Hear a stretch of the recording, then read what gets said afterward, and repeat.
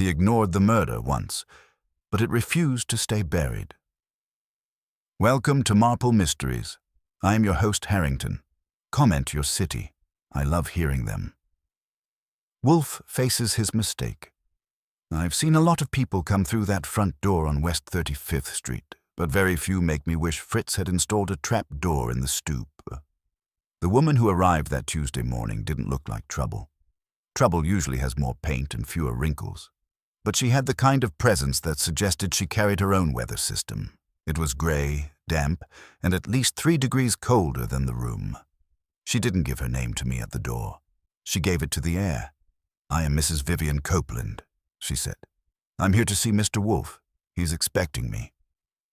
I knew for a fact he wasn't, because if Nero Wolfe ever expected a visitor before I told him, it would mean the laws of thermodynamics had been repealed. Still, there was something about her tone that made me open the door wider instead of sending her packing. Maybe it was the way she didn't look at me, just past me, into the brownstone, as if she were crossing into enemy territory. Sure, I said. And I'm the Easter Bunny. But come on in. We'll let the man himself decide whether he was expecting you. I led her through the hall, past the coat rack and the hat stand, both of which have seen more confessions than most priests. Fritz appeared briefly at the dining room doorway, took one look, and vanished without a word. That's the kind of radar you develop after years in Nero Wolfe's house. When I opened the office door, Wolfe was in his chair behind the desk, where he's more rooted than any oak in the Bronx Botanical Garden. He looked up from the book he was reading, a German monograph on medieval horticulture, judging by the scowl, and his lips flattened at the sight of the intruder. Archie, he said, in a tone that implied I had just opened the door to a rhinoceros. What is this? Mrs. Vivian Copeland, I said. Claims you were expecting her. I thought I'd confirm. Indeed. Wolfe shut the book. Madam, I was not. She didn't flinch. You are Nero Wolfe. He inclined his head a fraction. I am. You may sit, though I doubt you will wish to remain long once I have expressed myself. That's Wolfe for welcome to the brownstone. She took the red chair facing his desk, the one most people eventually wish was electric. I was told, she said, that you refuse cases unless they interest you.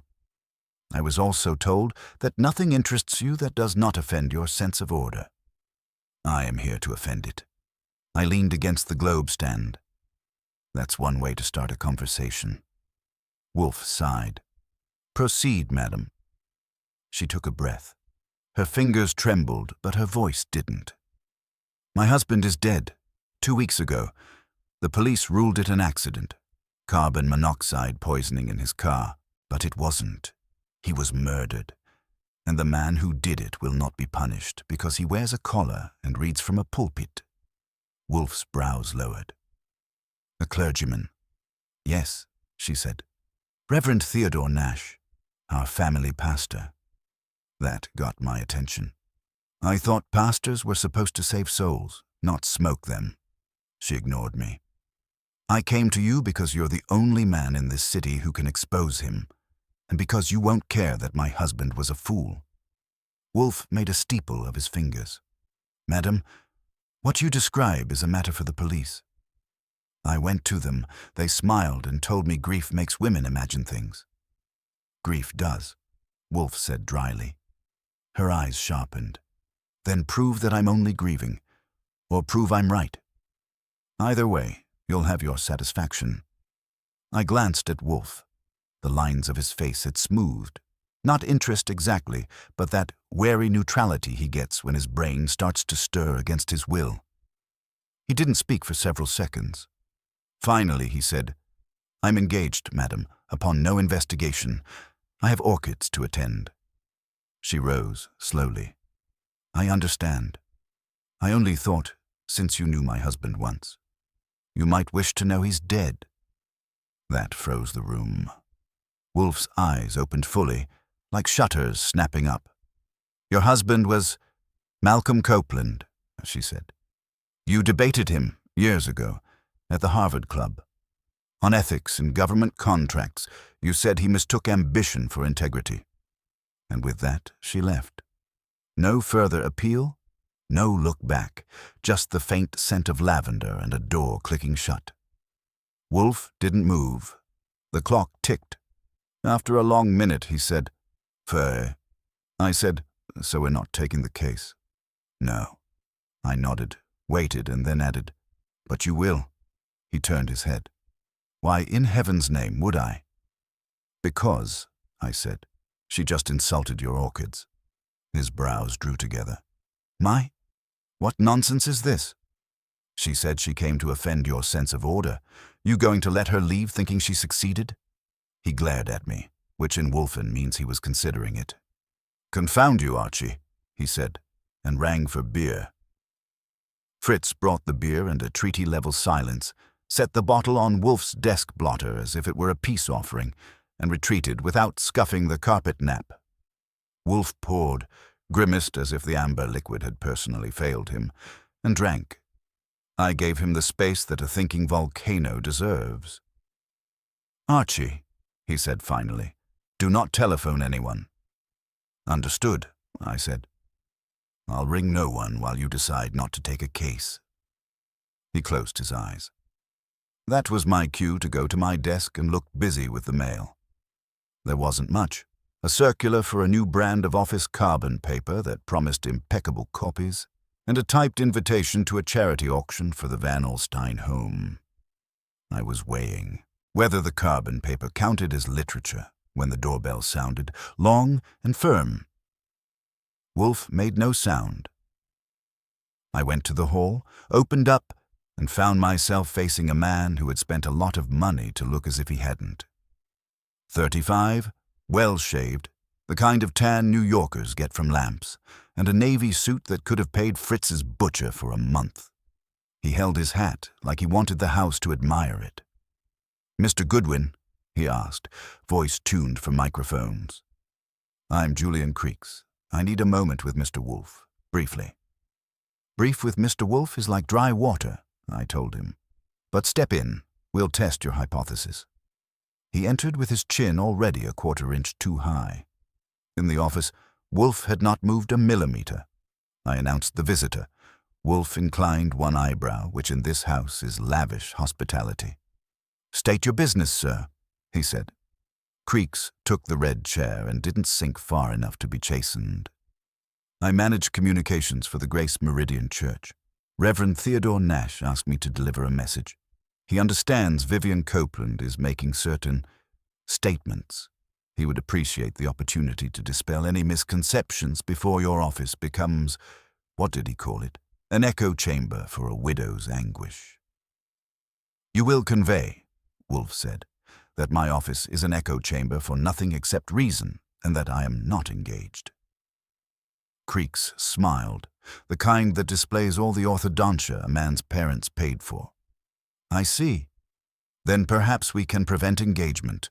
The Reverend has a profound respect for your, largesse with your attention.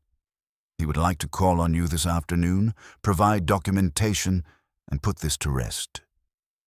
"Documentation of what?" I asked. "Mr. Copeland's state of mind, his actions in the week prior to the tragedy. We have notes from his counseling sessions, duly anonymized, and a statement from his physician. The police have seen them." Wolfe's tone flattened. "If they are duly anonymized, they are useless. If they are not anonymized, you propose to violate confidences." Creeks offered the refined shrug of a man who had rehearsed it in an expensive mirror. "Our concern is reputational harm. The church has weathered misunderstandings before. We would rather not see this rumor gain legs." "Legs," I said, "require a spine. Mrs. Copeland walked out of here carrying one." The smile cooled. "You'll forgive me if I don't take instruction on grief from a private operative."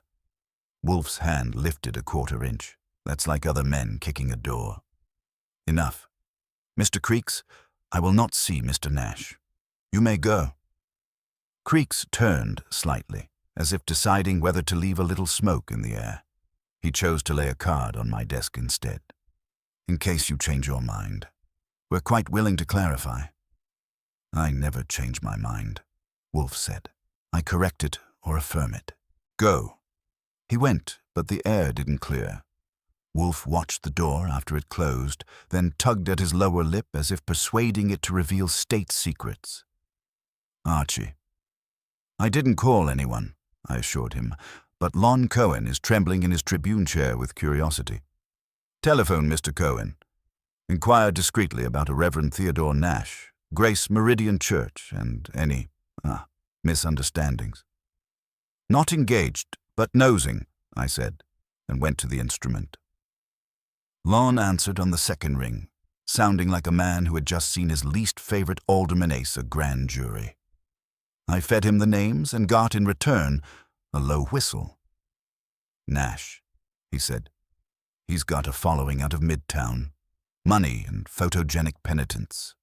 Preached a series last fall about rectitude in commerce and made enemies in the Chamber of Commerce without losing a single check. He had a kerfuffle 10 months back. A donor claimed he'd counseled her husband to cut ties to corrosive partnerships. Lawsuit threatened, then it vaporized. No ink on Copeland. He died 2 weeks ago. Yeah, carbon monoxide in the garage at his house in Riverdale. Paper ran a column-inch obit. That's the file. You sniffing?" "Just breathing," I told him and hung up.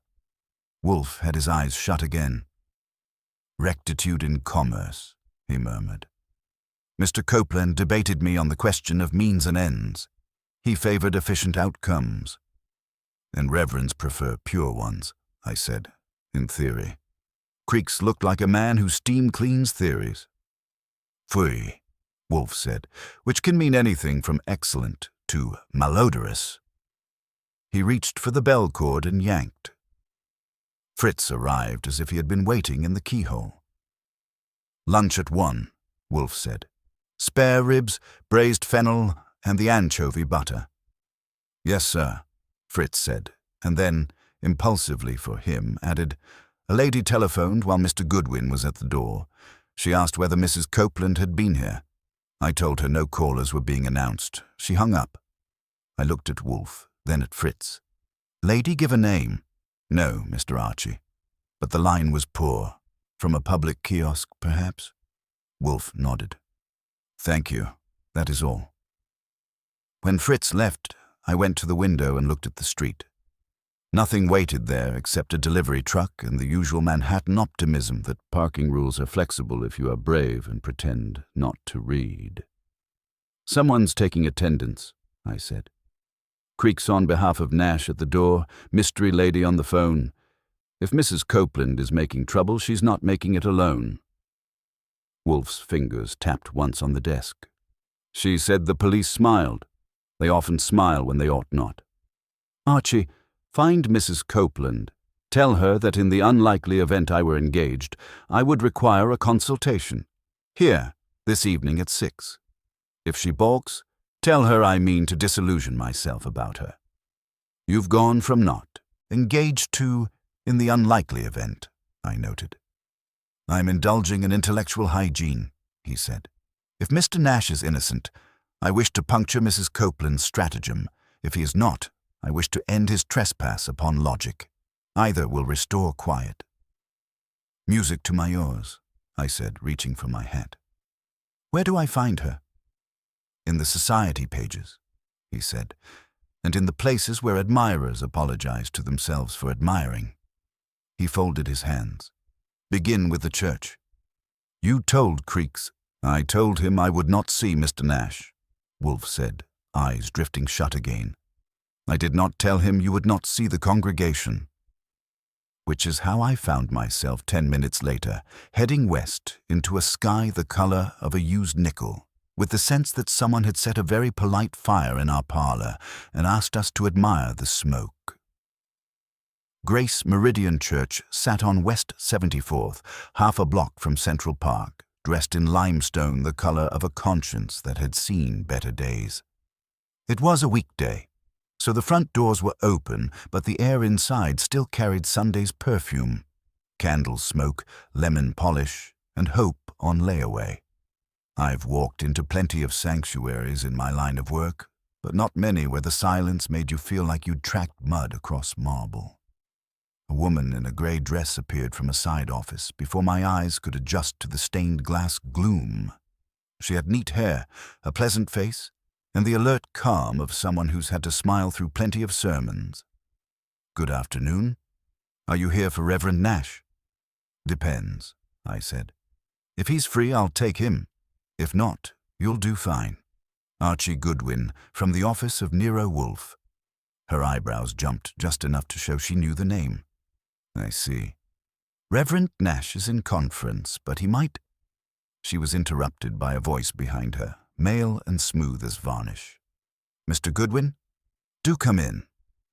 Reverend Theodore Nash could have stepped out of a magazine spread on moral clarity.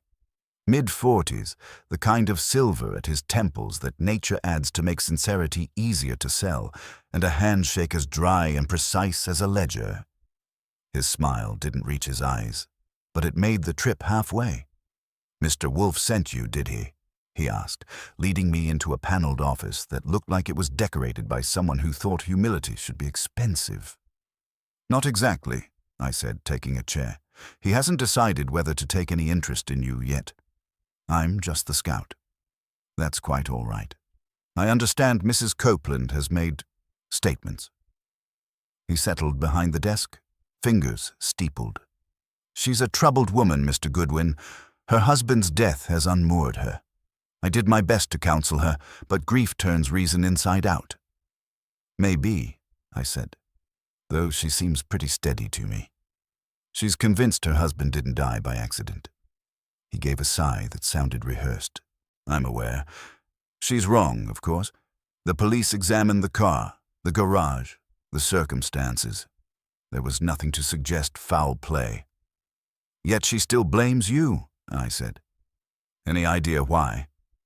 He met my eyes with that special kind of earnestness that only shows up in pulpits and press conferences. "Because Malcolm Copeland was a man who despised weakness. When he began seeing me, he confessed not sins exactly, but disillusionments. His business was faltering, his marriage was cold, and he felt diminished. He needed faith, not therapy. I gave him that. His wife resented it."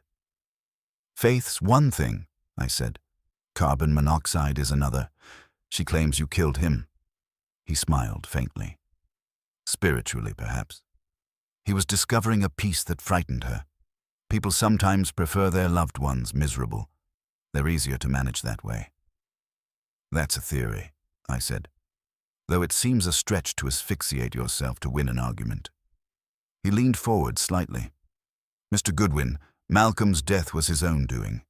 I'll swear to that before any court or congregation." "That's comforting," I said, "if I were a jury.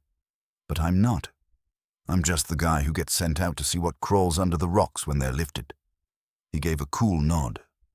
"Then look all you like. You'll find no guilt here." "Maybe. Though someone called the brownstone asking whether Mrs. Copeland had been by. You wouldn't know anything about that, would you?" His expression didn't flicker. "Of course not, but I'd caution you, Mr. Goodwin. Rumor has a way of turning on its maker. Mrs. Copeland has friends who won't thank her for dragging the church into scandal." "I bet they don't thank her for breathing either," I said, standing. "I'll let Mr. Wolfe know you're serene. He likes serenity, makes it easier to knock over." I left him in his carefully framed calm and caught a cab downtown. It was close to 4 when I reached Mrs. Copeland's apartment. One of those old pre-war buildings on East 67th with doormen who looked like they could quote stock prices. She met me at the door herself. No pearls, no perfume, just a plain black dress and eyes that had forgotten how to rest. "Mr. Goodwin," she said, "did he send you to turn me away properly this time?" "Not exactly," I said. "He's interested enough to want to talk. 6 o'clock at the brownstone. You can consider it an audition." She hesitated, scanning me like a customs officer checking for explosives. "He doesn't believe me."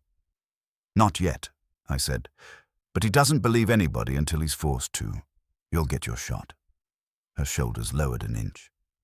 Then I'll be there. She started to close the door, then stopped. Reverend Nash came here last night, uninvited. He said he forgave me. Forgave you for what? For blasphemy. He said Malcolm's soul was at peace, and I should stop disturbing it. Did he threaten you? She smiled, brittle. He prayed for me. It felt like a threat. I left her with that, and by the time I reached the cab stand again, my brain was juggling the puzzle pieces. A sanctimonious preacher, a dead businessman with moral indigestion, a widow with too much conviction, and a man in a blue suit too quick to deliver warnings. The combination smelled like something Wolfe would find palatable, if spiced with enough human contradiction. Back at the brownstone, the lights in the plant rooms upstairs told me the orchids were having their afternoon with their keeper. Fritz was in the kitchen finishing the fennel. I poured myself a glass of milk, ignored his sigh of judgment, and waited. At precisely 5 minutes to 6, I heard Wolfe's heavy tread descending. When he appeared, immaculate in mustard-yellow pajamas under his brown robe, I gave him the report. He listened, motionless, except for the occasional flick of a finger.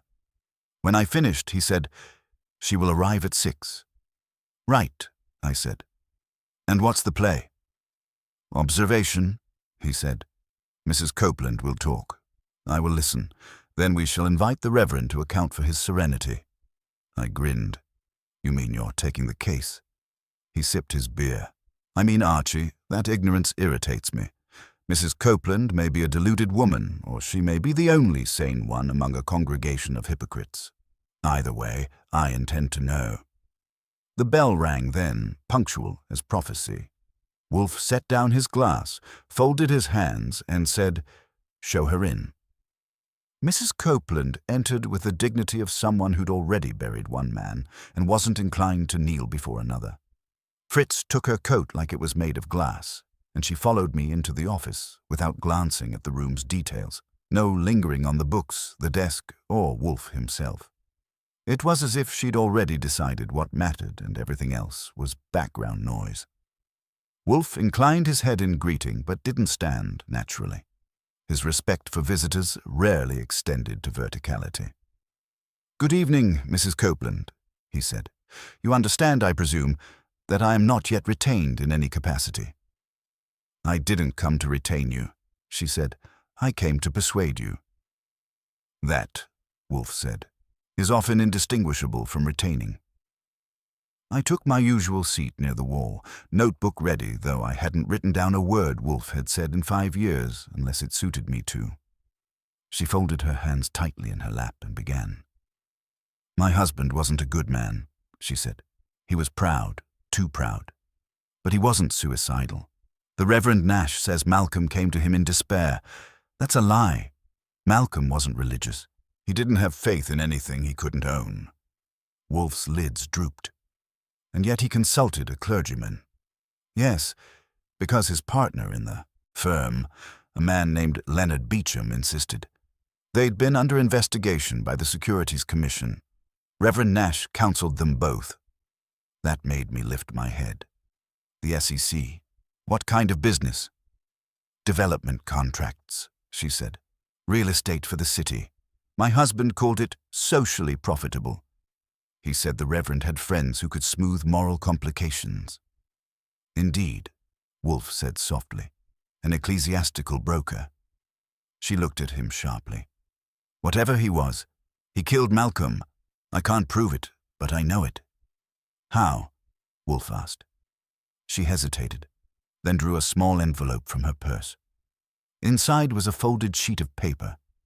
I took it and passed it to Wolfe. It was a typed note, unsigned. Short, no greeting, no farewell. Malcolm knew what was coming. He wanted it to end clean. "Don't drag others down in guilt," I said.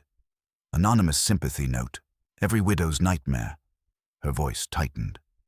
"It was in my mailbox 2 days after the funeral. No postmark. Someone left it there." Wolfe studied the paper as if it were a fungus. "Did you show this to the police?" "They said it proved nothing. But the type is from Malcolm's office machine. I checked." Ah, he turned to me. Archie, tomorrow you will go to this firm. She spoke before I could answer. It won't help. They shut down after Malcolm's death. Beecham left town.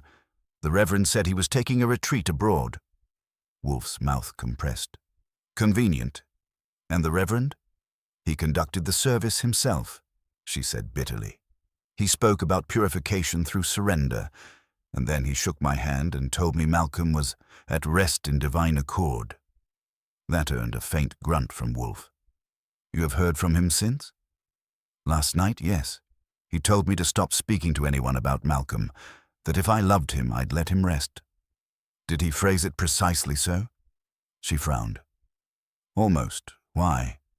Because, Wolfe said, men who kill rarely say what they mean, but they cannot help meaning what they say. He reached for the envelope again and placed it precisely at the corner of his blotter. Mrs. Copeland, I will accept this inquiry.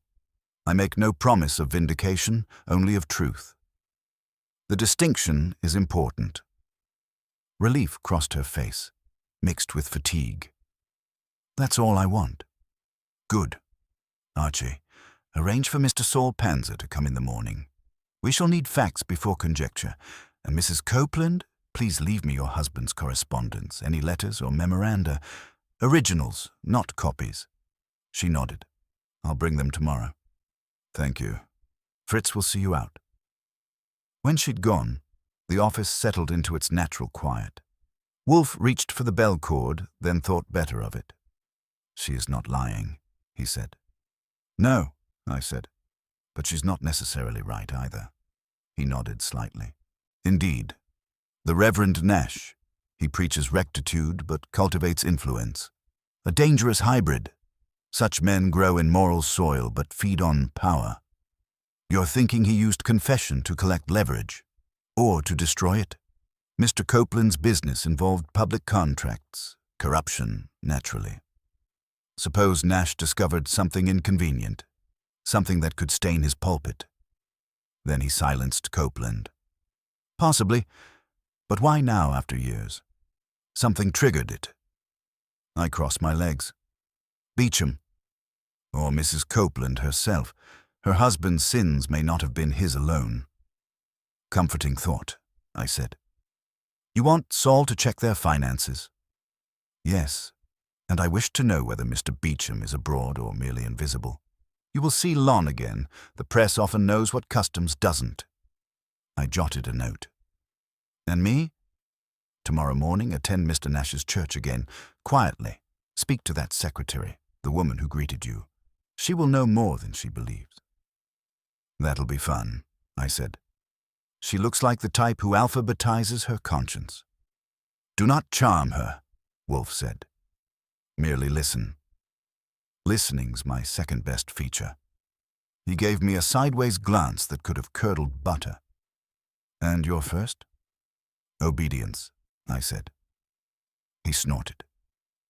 Fritz entered with coffee and small cakes, his timing impeccable. Wolfe took his cup, inhaled, and leaned back, eyes closing. We shall see, he murmured, almost to himself.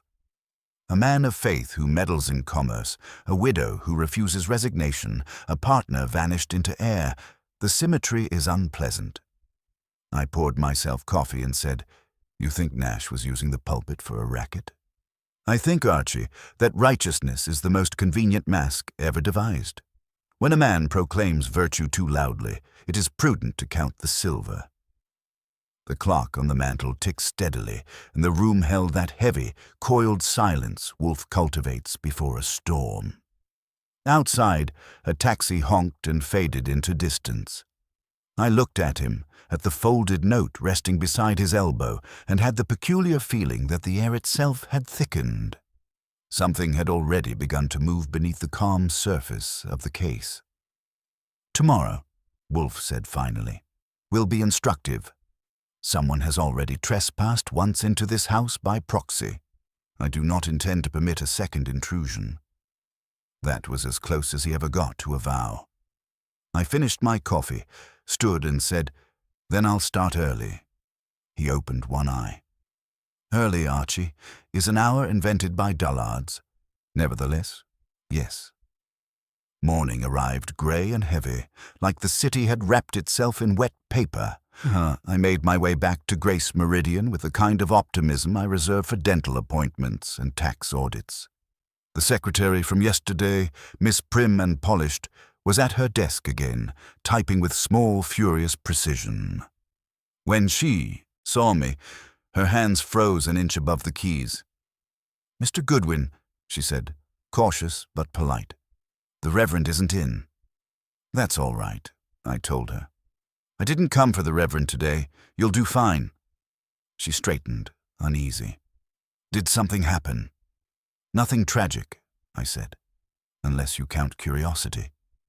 "Tell me, Miss—" "Alma Dade," she supplied after a pause. "Miss Dade, you've worked here long?" 4 years. "Then you probably know more about this church than any sermon ever will. I'm looking into Mr. Copeland's death." Her expression flickered. Fear first, then something like anger. "That poor man. The Reverend tried so hard to help him." "So I hear. Help him how, exactly?" "Through prayer, counsel, discipline." Her voice softened. Mr. Copeland was troubled. He said he wanted peace, that his work was destroying him. "Destroying him or the people around him?" I asked. She blinked. He never said. "Did he ever meet here with Reverend Nash and anyone else? Say, Leonard Beecham?" She hesitated. "Once or twice, in the conference room upstairs. I was asked not to disturb them." "Did you notice anyone else come around? Maybe a lawyer, an accountant, I caught myself as her gaze darted toward a closed side door. "That one?" She swallowed. "That's the Reverend's study. He keeps certain records there. Counseling notes. Financial donations." "Records," I said, a comforting word. Before I could push further, the side door opened. Reverend Nash filled the frame, face still polished but now tight at the edges. "Mr. Goodwin," he said smoothly. "I wasn't expecting you again so soon." "Neither was I told him. "But I find your church has fine acoustics. Things echo." "Then perhaps you'll be good enough to echo your purpose," he said. "Are you here on behalf of Mrs. Copeland?" "Let's say I'm here on behalf of curiosity and Nero Wolfe's appetite for facts." He smiled, but it was cold. "You should tell Mr. Wolfe that some truths do not serve digestion." "Funny thing," I said. "He likes the hard-to-chew kind best." He stepped aside, his tone sharpening. "Miss Dade, please see that we are not disturbed." She nodded, her hands trembling slightly as she reached for the phone. I followed him into the study. The room was more intimate than his office, lined with heavy books and dimly lit by a stained-glass lamp that turned his features into mosaics of red and gold. On the desk were stacks of folders, some labeled with first names only. I took note of a few: Malcolm, Leonard, Vivian. He closed the door behind me. "You're intruding on sacred ground, Mr. Goodwin." "Then I'll tread softly," I said. "Mrs. Copeland mentioned her husband was meeting with you about business, contracts, commissions, and possibly the Almighty's approval, ratings." "Mr. Copeland sought absolution for unethical dealings," Nash said. "He was ready to confess publicly, to dissolve his company if necessary. That frightened others." "Like Beecham." He paused. "Mr. Beecham was less inclined toward penitence." "Funny. He's also less inclined toward staying in the country," I said. "You wouldn't happen to know where he's repenting these days?" Nash smiled faintly. "Mr. Goodwin, you imply conspiracy where there was only confession." "Confession's a funny word," I said. "It can mean cleansing or leverage." His eyes hardened. "I think this conversation is over." "Sure," I said, but I was already near the desk. "Nice filing system. I've seen worse in government offices. Does the Lord audit your folders personally?" "Step away from that desk." His voice lost its silk. "Those are private." "Then maybe you shouldn't label them so invitingly." Before he could answer, the outer door opened. Alma's voice, nervous. "Reverend, a gentleman. He said he wouldn't wait." The next moment, the door burst wider. A man filled it, tall, ruddy, in a checked overcoat, looking like he'd chewed through a ticket inspector to get here. "You!" he barked, pointing at Nash. "You self-righteous parasite!" Nash drew himself up. "Mr. Beecham, this is highly inappropriate." "I'll show you inappropriate." He jabbed a finger in my direction. "And who the devil are you?" "Archie Goodwin," I said. "Spectator. Don't mind me." "I mind everyone," he snarled. "You think I don't know what you're doing, Nash? Ruining men. Calling it repentance. Malcolm's dead because of you." "That's a dangerous accusation," Nash said coldly. "It's the truth," Beecham shot back. "You told him to come clean, to turn over our records, and the next day he's dead in his garage." "Enough," Nash said sharply. "You're overwrought." "Overwrought." Beecham's laugh cracked. "You sanctimonious—" That's when Alma screamed. I turned. A figure had appeared in the doorway behind her, a man I didn't recognize. Medium build, dark overcoat. He moved fast, too fast. Something small and black flew from his hand. It struck Nash's desk with a clatter and rolled once before stopping near his papers. It was a compact recorder, one of those portable dictation jobs. Nash's face drained of color. "Run this, and you'll all burn," the stranger said, voice low, hoarse. Then he was gone, out the door and down the hall before I reached it. By the time I hit the steps outside, the street was empty except for a delivery truck pulling away.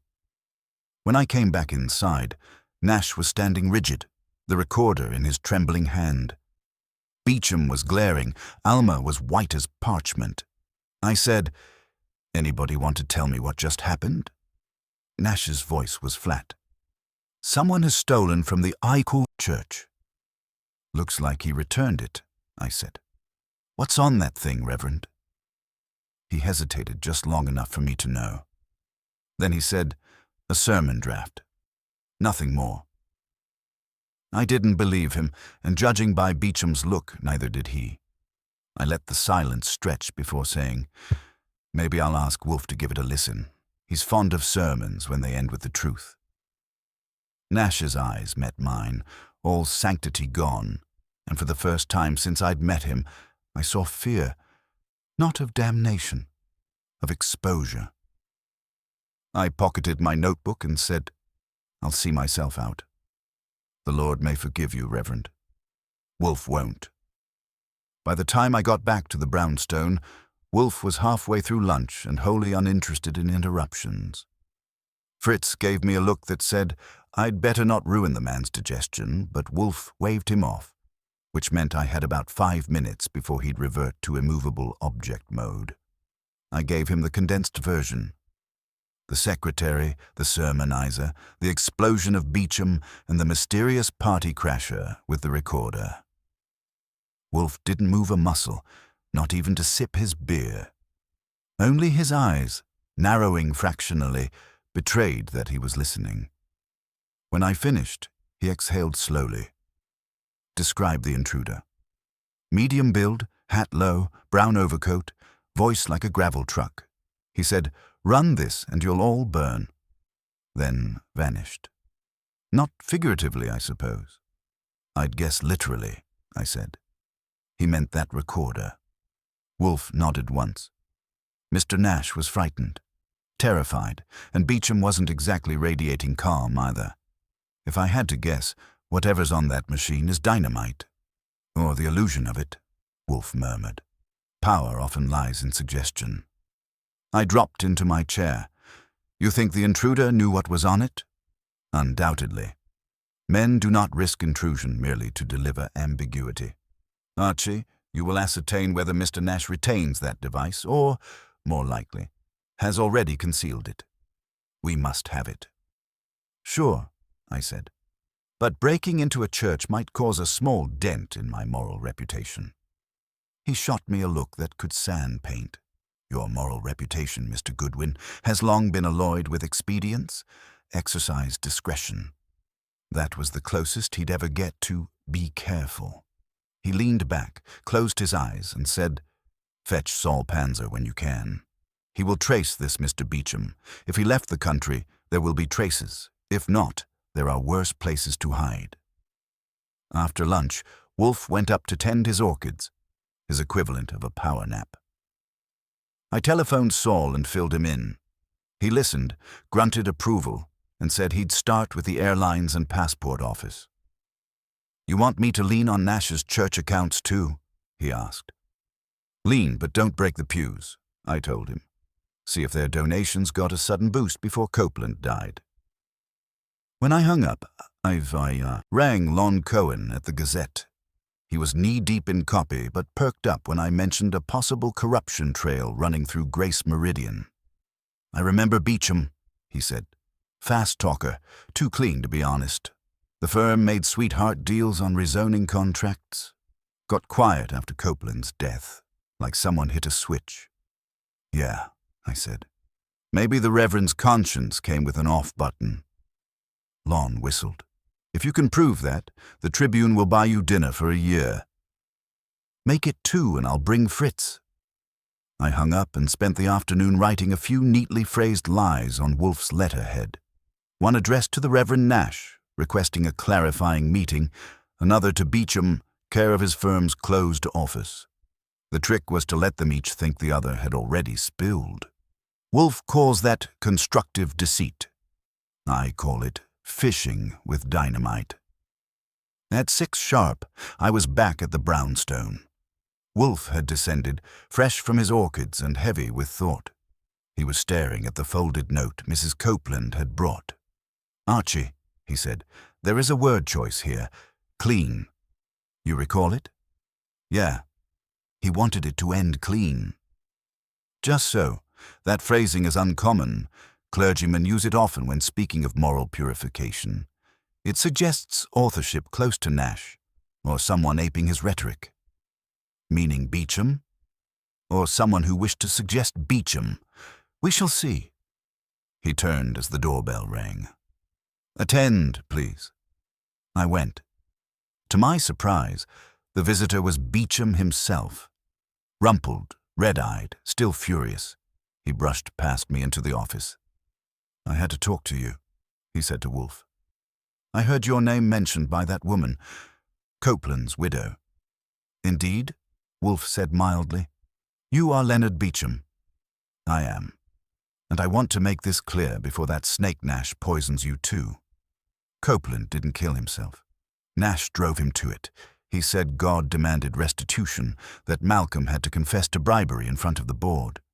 It would have ruined him. He begged Nash for time. The next day he was dead." "You were partners," Wolfe said. "You objected to this confession?" I told Nash it was madness, but he said truth was liberation. Then Malcolm was gone, and suddenly Nash had a donation from our firm's charity fund. $50,000. Wolfe's brow twitched. 50,000? Yes. I checked the account myself. And 2 days later, Nash had it transferred to something called the Meridian Outreach Foundation. Wolfe's fingers steepled. A name suspiciously similar to his own church. Convenient. "More than convenient," Beecham said bitterly. "It's his slush fund." Before I could ask how he knew, the phone rang. Fritz answered in the hall, then knocked and handed it to me. "For you, Mr. Goodwin," he said. "A Mr. Panzer." Saul's voice was steady. "I've got Beecham on record leaving the country last week, plane ticket to Montreal, but it wasn't used. The customs check-in shows a Reverend Nash listed on the same flight. Guess what? He didn't go either." "Staying close to home," I said. "All right. Keep digging. Check if Nash's church accounts linked to that Meridian Outreach Foundation." Wolfe had heard enough to guess the gist. When I hung up, he said, "Mr. Beecham, you will remain in New York, reachable by Mr. Goodwin. Do not attempt to flee. If you are innocent, you will not need to." Beecham's jaw worked, but he nodded. "I want Nash exposed. He hides behind God, but he's filth." After he left, Wolfe said quietly, "There will be another intrusion soon." "How do you figure?" He tapped the note with one finger. "Because men who send warnings seldom stop at words. Mr. Nash fears exposure. He will act." "On whom?" "On Mrs. Copeland. She's the only uncontrolled element. Archie, go to her apartment. Tonight." "You think he'll—" "I think," Wolfe said gravely, "that men who cloak greed in piety are capable of any sin, provided they can rename it virtue." That was enough for me. I grabbed my coat. As I reached the door, he added, "Archie, observe, not engage, if possible." "If possible," I said, which meant I'd do the opposite if necessary. The last thing I saw as I left was Wolfe leaning back, eyes half shut, the folded note still between his fingers. Like a chess player considering a move that would end the game and the illusion of sanctity in one stroke. Mrs. Copeland's apartment building loomed over East 67th like a quiet sentinel, the kind that minds its own business even when someone screams. The doorman gave me a nod of recognition that said he didn't entirely approve of repeat visits after dark, but wasn't paid enough to argue. I took the elevator to the 6th floor and rang her bell twice. No answer. I waited, rang again, then leaned close and listened. Nothing. No footsteps, no movement. That's when I caught it, a faint hum from inside, low and constant. A vacuum cleaner, I thought at first. Then the hairs on my arm told me otherwise. I tried the knob. Locked. I knocked harder. "Mrs. Copeland, it's Goodwin." Still no answer. My instincts, which are usually about 3 minutes ahead of trouble, told me to stop being polite. I backed up and hit the door once with my shoulder. It gave after 2 tries, splintering at the latch. The lights were on in the living room, one lamp overturned, the hum coming from the bedroom. The smell hit me a second later. Gas. I sprinted across the hall, yanked the window open, and found her on the floor beside the bed. The gas jet from the wall heater hissed softly. She was breathing, barely. I twisted the valve shut, dragged her toward the window, and got her upright. Her eyes fluttered. "Archie." "Yeah, that's me," I said, keeping my voice steady though my pulse was hammering. "Next time you want to redecorate, skip the asphyxiation." Her lips moved, dry as parchment. "He was here. Nash." I froze. "When?" "Half an hour. Said he forgave me. Again. Then he left. She swallowed.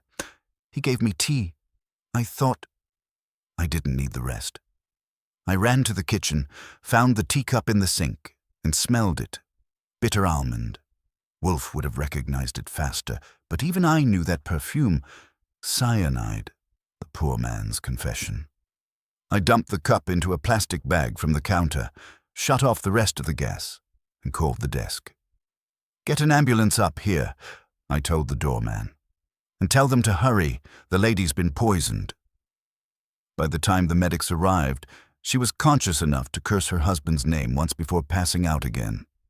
I gave the lead EMT the short version, accidental gas leak, maybe not so accidental, and rode with them to Lenox Hill. They got her on oxygen, color coming back by inches. The doctor promised to keep her overnight. I left my card with a nurse and headed straight for the brownstone. Wolfe was still in the office, and the sight of me must have ruined his digestion twice in one night. "You smell of carbon and peril," he said. "Explain." I did, fast and cold. When I mentioned the tea, his jaw tightened. "Pui," he muttered. "Crude. Mr. Nash has abandoned subtlety." "He's also abandoned fear," I said. "The man walks into her home, serves her poison, and leaves. Either he's desperate or he thinks he's untouchable." "Both," Wolfe said. He tapped the blotter once, thinking, "Archie, we must have that recording. It will either damn him or exonerate someone else. Did he mention it?" No, but it scared him enough to go on the offensive. My bet is he thinks Mrs. Copeland had it or knew where it went. Then we shall relieve him of the burden of custody. You will go there tonight. To the church? Where else would he hide it? The study you described. He would keep incriminating evidence among his sanctified clutter. Go now, before his nerves prompt a bonfire. Breaking into a church wasn't my idea of an evening stroll, but Wolfe was right. I swung by my place for a flashlight and a set of picks. The city had settled into its night rhythm, taxis prowling like slow yellow sharks. When I reached Grace Meridian, the building was dark except for a single light burning in the study window. I waited 5 minutes across the street, then crossed over and tried the side door. Locked, but old brass yields to persuasion. Inside, the air smelled faintly of polish and old hymnals. I moved down the corridor toward the reverend's study. The door stood ajar. I pushed it open an inch at a time. Nash was there, back turned, stacking papers into a metal waste bin. The recorder sat on his desk beside a matchbox. I took one step too close. The floor creaked. He turned, eyes blazing. Goodwin. Evening, Reverend, I said. Planning a barbecue. His voice was low, tight. You don't understand. That recording, if it's heard, they'll destroy everything. The church, the good we've done. You mean the money you've laundered through righteousness?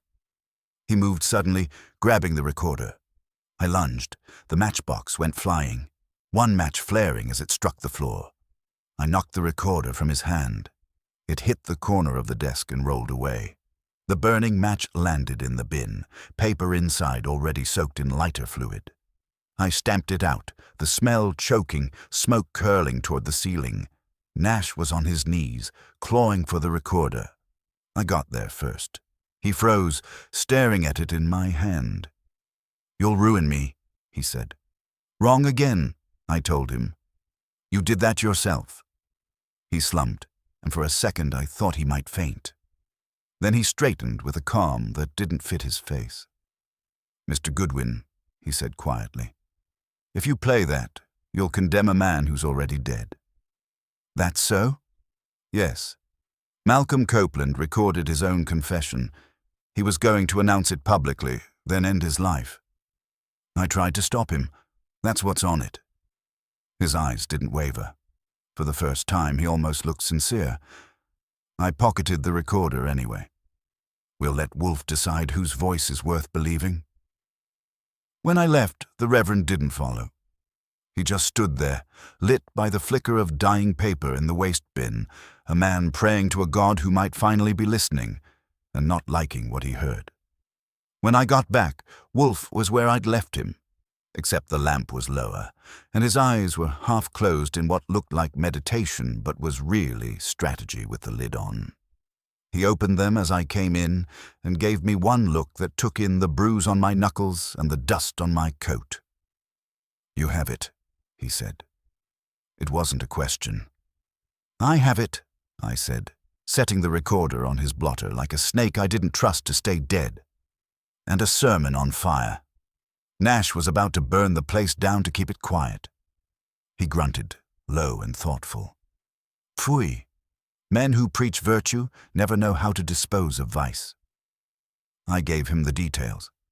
Mrs. Copeland's apartment, the gas, the cyanide tea, Nash's attempt to turn the church into a crematorium, and his claim that the recording was Copeland's own suicide note.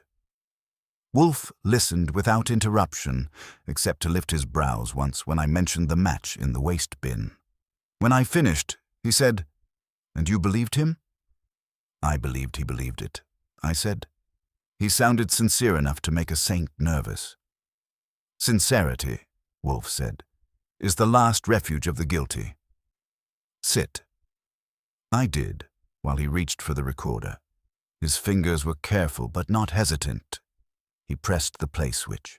For a moment, the room filled with a faint hum, and the pop of static, then a voice, male, deliberate, and unmistakably weary.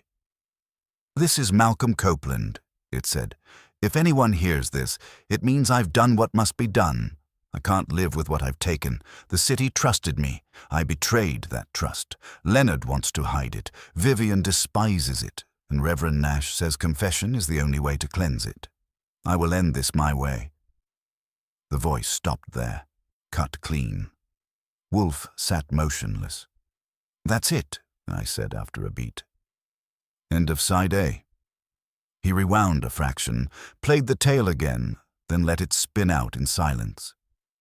"Crude," he murmured. "A man confesses, yes. But to whom? If he meant it as a testament, why not deliver it to the authorities? Why only record it for posterity? Archie, this was dictated, not confessed." "Dictated? You think Nash fed him the lines?" "I think he orchestrated them. Listen to the syntax. It is homiletic, not confessional. Cleanse, betrayal, trust. These are pulpit words, not the vocabulary of a contractor." He leaned back, eyes narrowing. Nash composed it, and Copeland, under persuasion or duress, read it.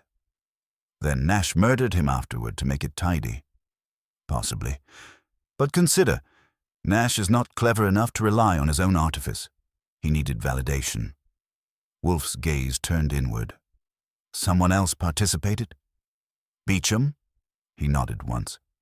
"He supplied the practical means, money, perhaps, and access. Nash supplied the sanctimony.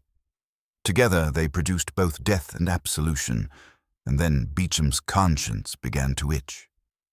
And Mrs. Copeland started asking questions. So Nash tried to wipe the slate clean with cyanide.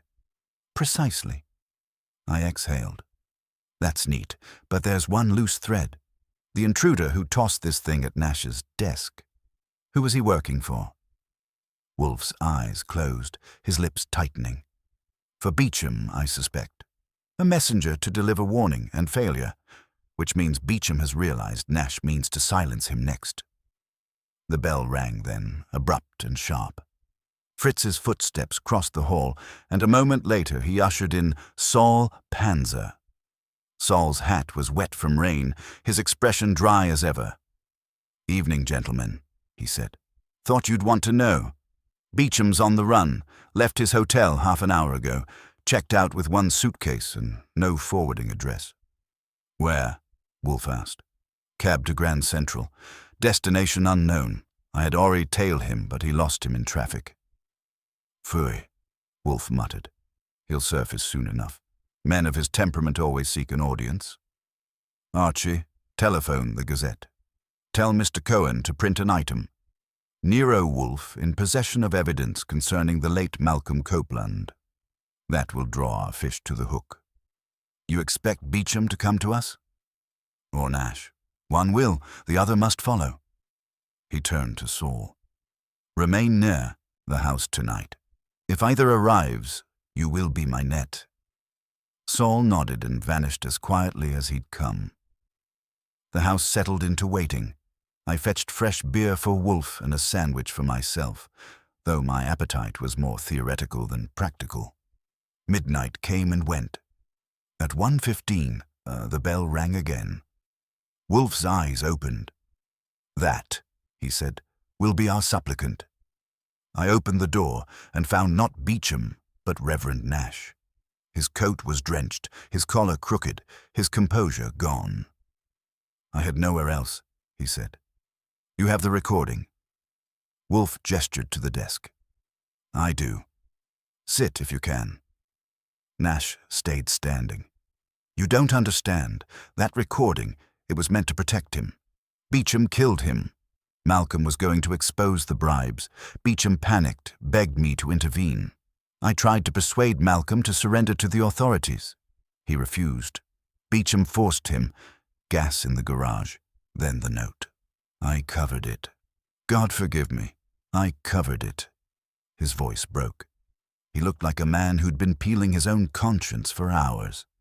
I believed the tears, but not the timing. "Mr. Nash," Wolfe said evenly, "you are either a very penitent liar or an unusually articulate coward." "Which?" Nash pressed his hands together. "I came because Beecham means to flee tonight. I thought if I confessed first, perhaps—" The sound cut him off. A shot, close and muffled, from outside. Wolfe's head snapped toward the window. I was already moving. By the time I hit the stoop, Saul was crouched by the gate, revolver in hand, and a cab idling at the curb. Inside, slumped against the door, was Beecham. One look was enough. Saul said, "He pulled up, saw Nash's car, and someone put one through his chest before he got out.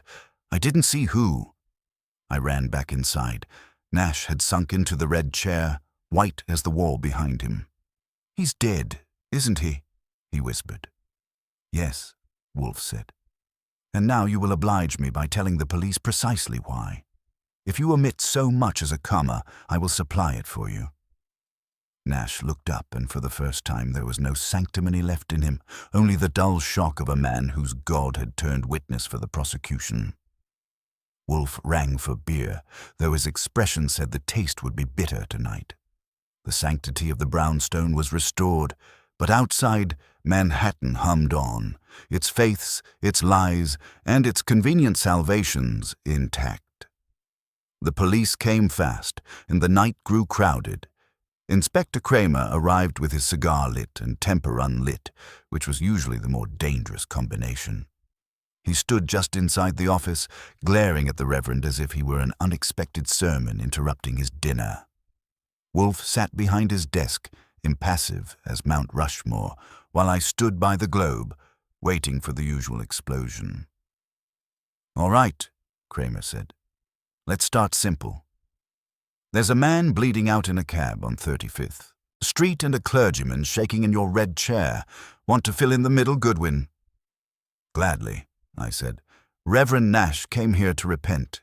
He'd barely gotten through the 'forgive me, Father' part when someone shot Leonard Beecham outside your jurisdiction." Kramer turned his glare toward Wolfe. "You and your men always in the middle of it. What's the connection?" "The connection," Wolfe said, "is theology, corruption, and vanity, none of which concern your department except incidentally through homicide." Kramer's cigar chewed the air. "Cut the sermon. Did this preacher pull the trigger?" "No," Wolfe said. "He lacks both dexterity and courage. He arranged another kind of murder. Moral, not mechanical." Nash winced, clasping his hands tighter. Kramer stepped toward him. "Let's hear it from you, Reverend." Nash's voice was a whisper. "I didn't kill him. I swear I didn't.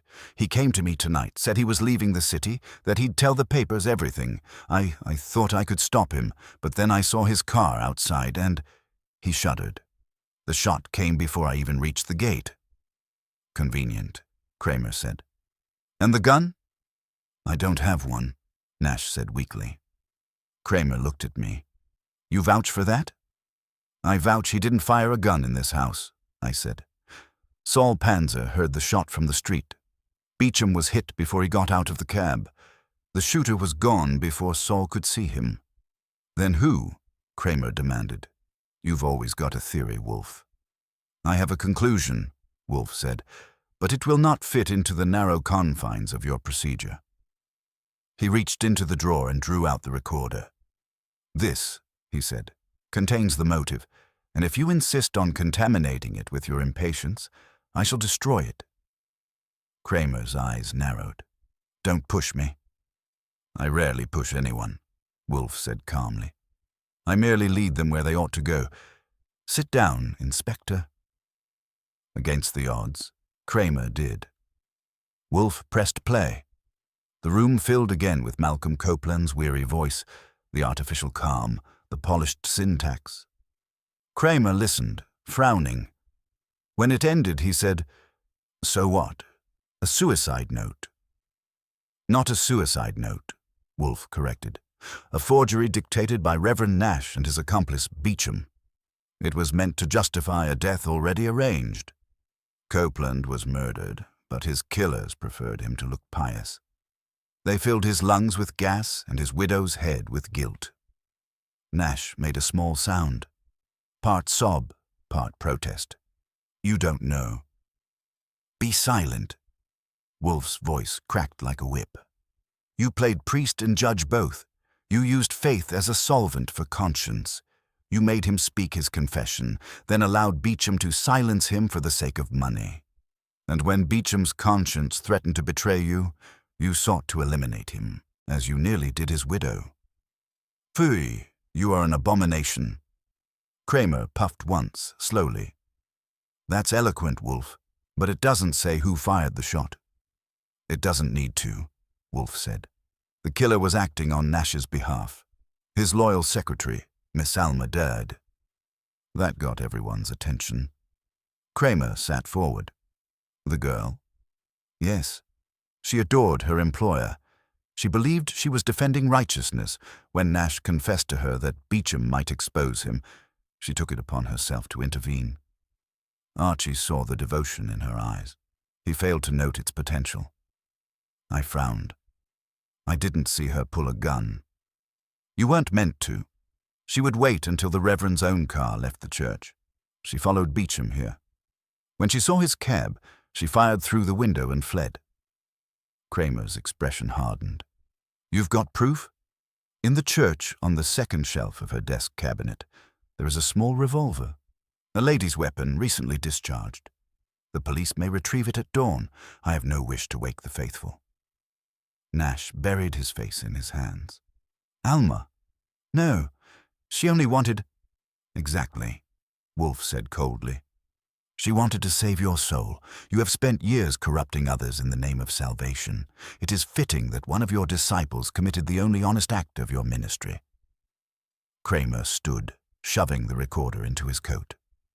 I'll have my men check the church and pick up the girl. If that gun's where you say, this wraps it. You'll get your usual footnote, Wolfe. Wolfe grunted. Keep your footnote. I want my peace restored. Kramer left with Nash in custody. When the door closed behind them, the house felt abruptly quiet, the air heavy again with that peculiar stillness that comes after Wolfe wins a battle he never wanted to fight. He reached for his beer, poured deliberately, and took a measured sip. A wretched business, he said. Faith and fraud make poor bedfellows. I sat down, stretching my legs. So the girl kills to protect the man who poisoned her mind. Nash lets her do it because he's too scared to face the gallows. That's religion for you. Do not blaspheme, Wolfe said mildly. Belief is not at fault, only its misuse, as with any indulgence. Meaning gluttony too? He gave me a look. Do not jest when I'm moralizing. It offends the symmetry. I grinned. Then I'll save my jokes for later. Speaking of symmetry, Mrs. Copeland? She will recover, he said. Fritz telephoned the hospital at my instruction. The poison was mild enough, the gas diluted. She will live to endure truth, which is punishment enough. We let that sit for a while. Outside, dawn was starting to leak between the curtains. The city had begun its shuffle again, unaware of the sanctified rot we'd just scraped from its walls. I stood, stretched, and said, You know, if you'd actually gone to church once in a while, this might have been easier. He snorted. Theology is for those who require intermediaries between themselves and their appetites. I prefer my sins unmediated. Fine, I said. But I'll say this for you. When you deliver judgment, it sticks. He drained his glass and set it down. That, Archie, is because I speak not from the pulpit, but from reason. And reason, unlike revelation, requires no forgiveness. The light caught his face just then, and for a moment the great Nero Wolfe looked older, not from guilt or grief, but from knowing how much folly the world could hold without running out.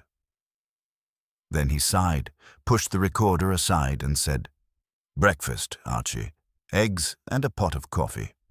And for heaven's sake, no sermon. The following morning began quietly, as if the world itself were exhausted from moral exertion. Wolfe didn't emerge from his room until nearly 11, which meant the orchids had been properly consoled and he had decided life was still tolerable. Fritz had set the table for breakfast with a faint air of relief, as though the universe might remain in balance after all. I had the paper open to the headline, "Secretary Confesses, Cleric Held in Faith Scandal," and Kramer's name nowhere in sight, which probably pleased him as much as it did me. Wolfe took his seat, regarded the eggs with reverence, and said, "It is remarkable, Archie, how human beings will kneel to anything except reason." "Some prefer cash," I said, folding the paper, "though I'll grant, reason doesn't come with hymns." He gave me one of those sidelong looks that implies my wit is an unfortunate genetic flaw. The case was sordid, but instructive.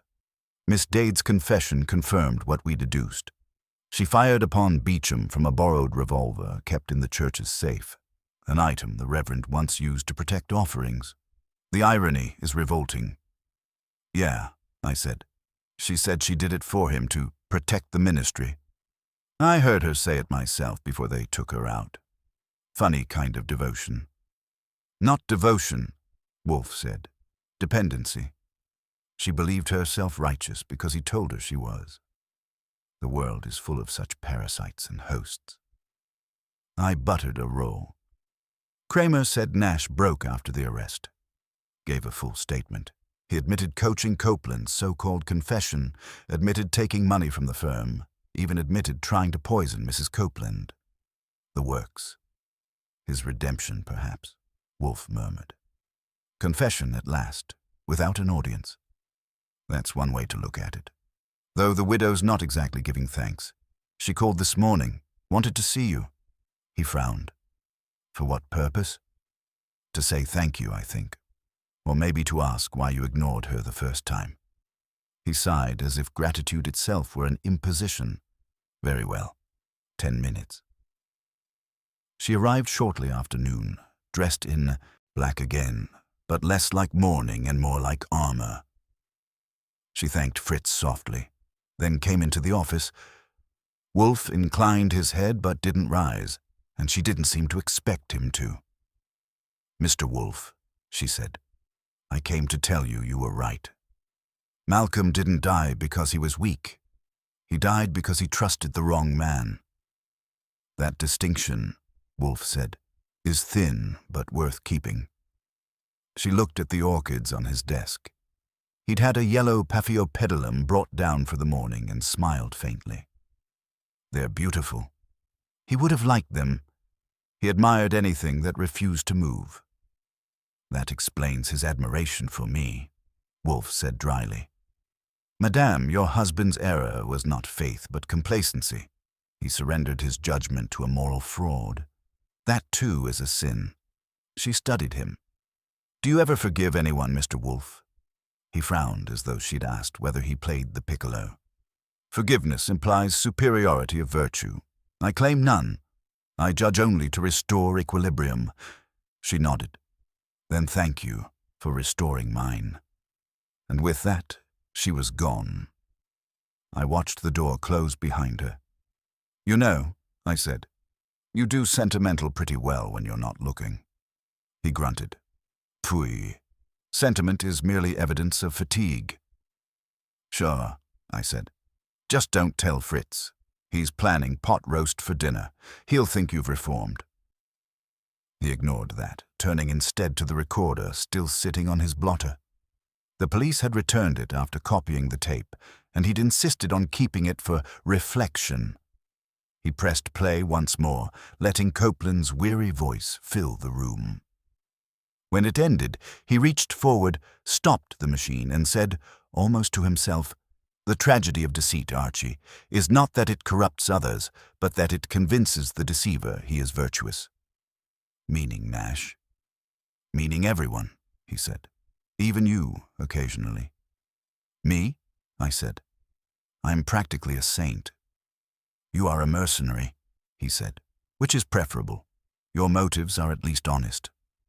I stood, stretching. "Then I'll go commit an honest sin and buy cigars. You'll need them for the post-mortem." He made a small sound that might have been amusement. "Bring only the Dutch ones. The others are vulgar." I headed for the door. Behind me, I heard him shift in his chair, the leather creaking, the clock ticking on the mantel. The city outside was moving again, honest sinners, corrupted saints, and all the shades between, each with their own creed. As I reached the hall, he called after me, "Archie?" "Yeah?" "Tell Fritz to chill the beer. Order, at last, has been restored." That was Nero Wolfe's version of grace. And as always, it was enough.